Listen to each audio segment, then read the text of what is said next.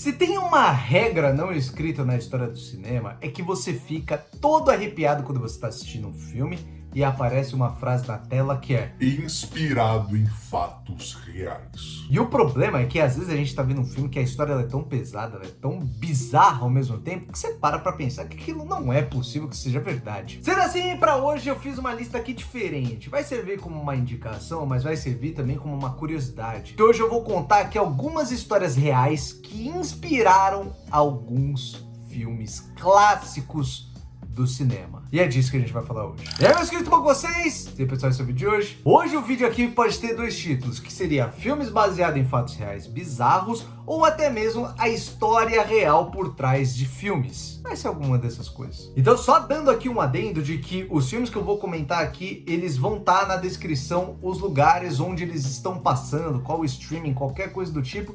Isso se eles estiverem em algum streaming, tá bom? Então, mais é isso, e bora pro próximo filme. E vamos começar aqui falando de um filme de terror, um clássico do terror, ou na verdade eu devia dizer um clássico do trash. Porque no ano de 1988 estavam trazendo para nós no cinema o filme Boneco Assassino ou Chuck. Filme que conta a história de Karen Berkeley, uma mãe que compra um boneco de aniversário para seu filho. Porém, coisas estranhas começam a acontecer até que eles descobrem que Chuck, o boneco, está na verdade possuído pelo espírito de um assassino que quer passar seu espírito para o garoto. Bom, eu acho que o Chuck ele não depende muito de ter uma apresentação, né? Acho que todo mundo conhece. Sendo um ícone do cinema, o Chuck ele se tornou basicamente uma das maiores personagens do cinema de terror, trash e slasher. Não à toa o personagem chegou a ter 8 filmes na sua saga, tendo também uma série que foi feita pelo Sci-Fi e que está disponível lá no Star Plus. Mas a questão aqui não é necessariamente falar do Chuck, e sim a história em que ele foi baseado. Porque de acordo com o Don Mancini, que foi o criador de Chuck, ele se baseou numa vingança voodoo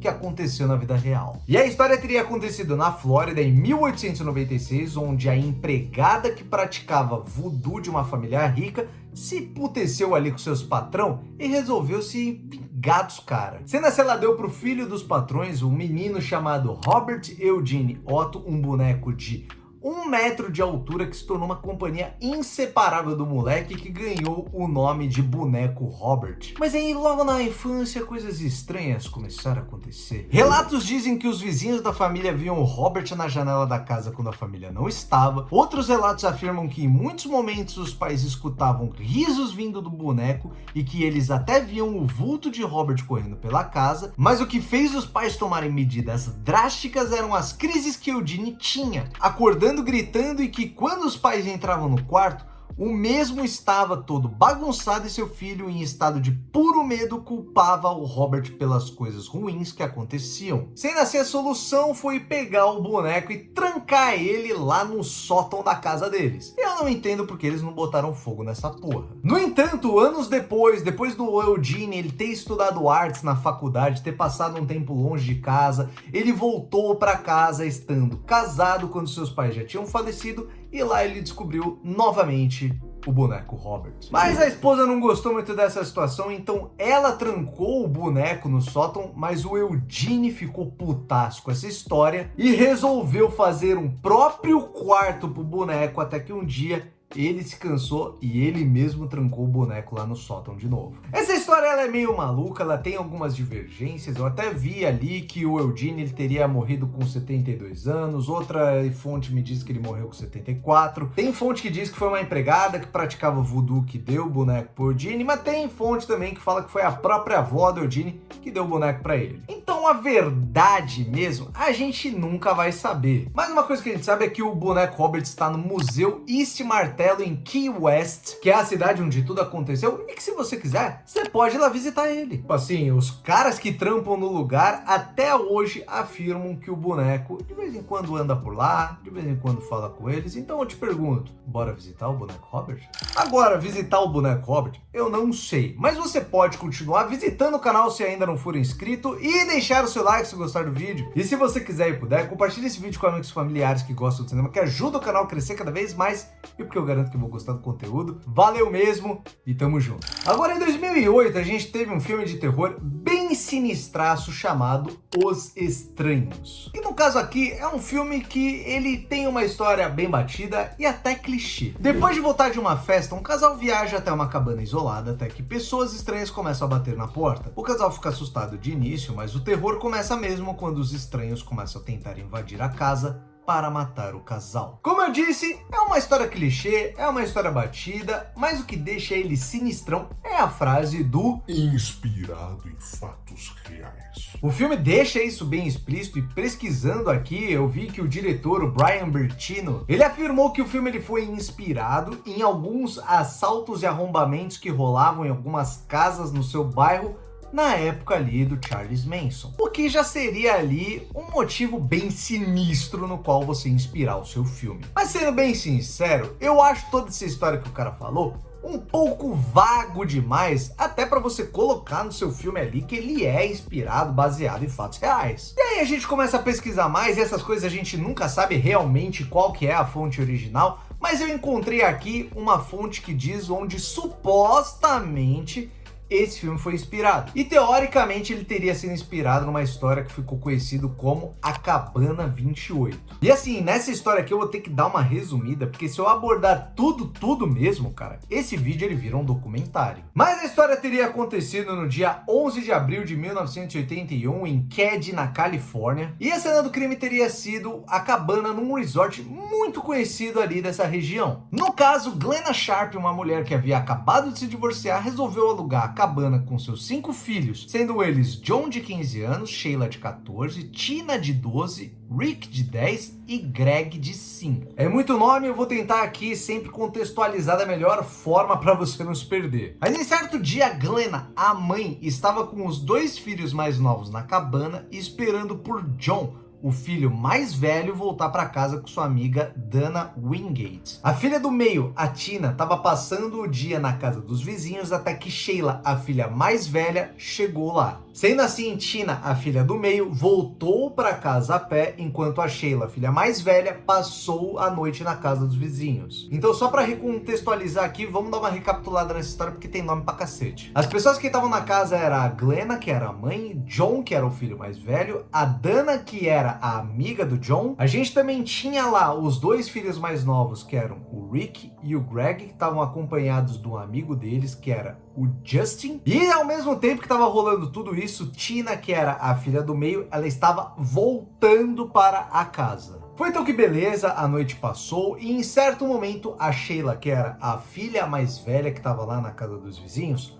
foi voltar para sua casa. Só que aí é que ela encontrou uma cena brutal. Sheila encontrou sua mãe, seu irmão mais velho John e a amiga dele, Dana, amarrados com arame e fitas adesivas. Junto deles havia facas ensanguentadas e um martelo. John tinha tido sua garganta cortada e Dana tinha sido estrangulada com ferimentos na cabeça. Enquanto isso, a mãe estava sem calças e amordaçada com a própria calcinha, tendo sua garganta cortada e sido esfaqueada no peito. Já a filha do meio, Tina, que tinha voltado para casa a pé, não tinha sido encontrada no local. Mas se a gente pode ter um respiro nessa história, graças a Deus, vamos dizer assim, é que os 2 filhos, o Greg, o Rick e o amigo, o Justin, eles estavam num quarto e não tinham sofrido nada. Esse foi basicamente o caso em que esse filme foi inspirado, e é um caso muito longo que foi muito além dessas investigações. Ele deu voltas, até que ele chegou numa conclusão que foi nenhuma. Porque sim, esse caso ele não teve conclusão, ele não teve culpado, ele não teve preso, ele não teve nada. Meio que você teve alguns suspeitos ali nessa busca, até o amigo ali dos filhos, o Justin, ele foi submetido a uma hipnose que fez ele lembrar de algumas coisas que não tinham sido declaradas, mas assim, nada conclusivo. Até nessa hipnose que o Justin foi submetido, ele chegou ali a dar declarações que resultaram num retrato falado. Sendo um retrato falado de 2 sujeitos, um deles tendo cabelo comprido e barba curta, e o outro tendo cabelo curto e bigode, ambos usando óculos escuros. E por fim, 3 anos depois que aconteceu o crime, a 160 quilômetros de distância, a galera encontrou os restos mortais da Tina, que era aquela menina que estava voltando pra cabana no meio da noite. Essa é uma história cheia de detalhes. Se você pesquisar aí, você consegue ler várias coisas, várias pesquisas, várias declarações, quase um mini documentário aí você consegue achar na internet, mas aqui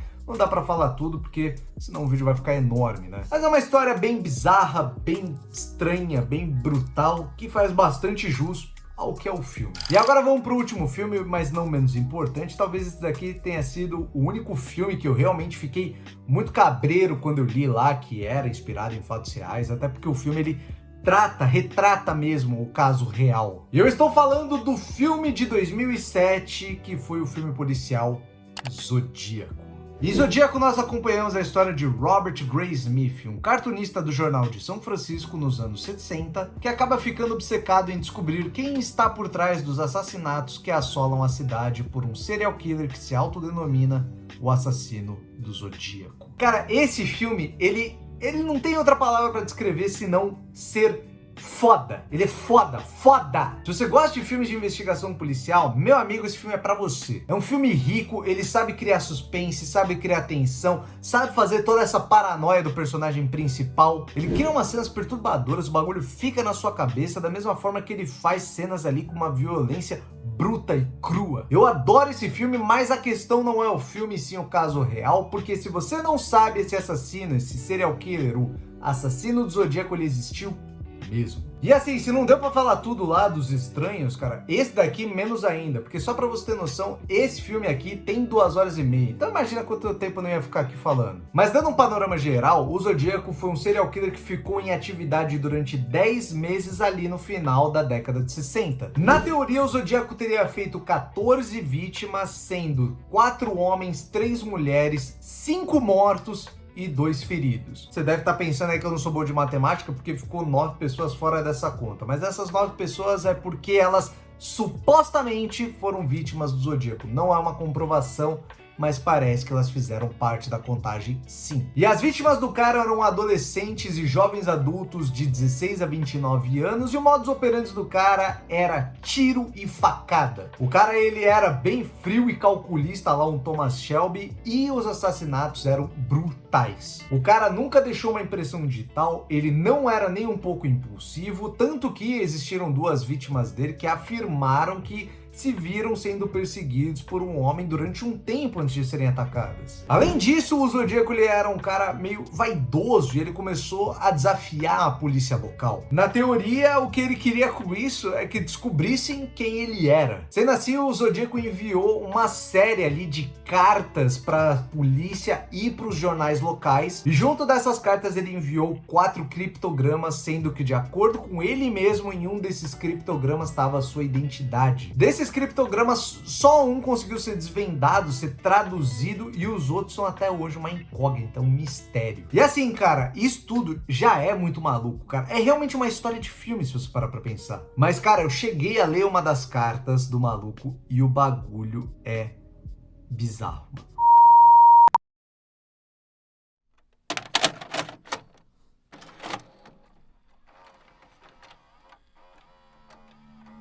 Caro editor, aqui é o assassino dos 2 jovens no último Natal no Lago Herman e da moça no dia 4 de julho perto do campo de golfe em Valego. Para provar que eu os matei, eu vou contar alguns fatos que só eu e a polícia conhecemos. Natal 1. Marca da munição Super X. 2. 10 tiros foram disparados. 3. O jovem estava de costas com os pés apontados para o carro. 4.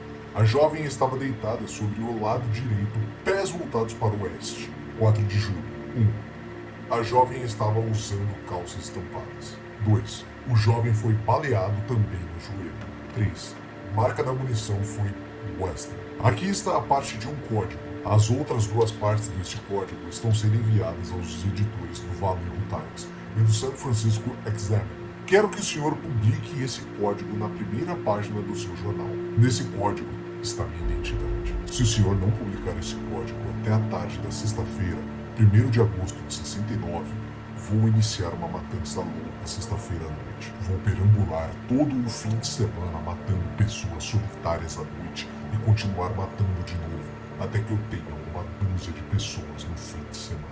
É bizarro, cara, fala aí. No mais, as autoridades elas até chegaram a ter um retrato falado do Zodíaco e prenderam um cara chamado Arthur Leaf Allen, que foi identificado por uma das vítimas só em 1991, mas o cara acabou falecendo em 92 sem ter sido indiciado. E cara, o que mais me pega é que até hoje, o assassino do Zodíaco, ele nunca foi descoberto. Sério, o cara é um mistério até hoje. Isso me pega demais, cara. O caso foi fechado em 2004, sendo reaberto em 2008. E a gente chegou até ter, no mesmo ano disso daí, uma denúncia de um cara que falou que o padrasto dele talvez seria o assassino do Zodíaco, porque ele tinha um capuz preto, tinha uma faca ensanguentada, coisa do tipo, mas não levou a lugar nenhum. Em 2020, um grupo de detetives voluntários chamado Case Breakers, teoricamente, chegou numa solução desvendando a identidade do Zodíaco. O homem seria Gary Francis Post, um homem que faleceu em 2018, mas que na teoria, de acordo com esse grupo de detetives,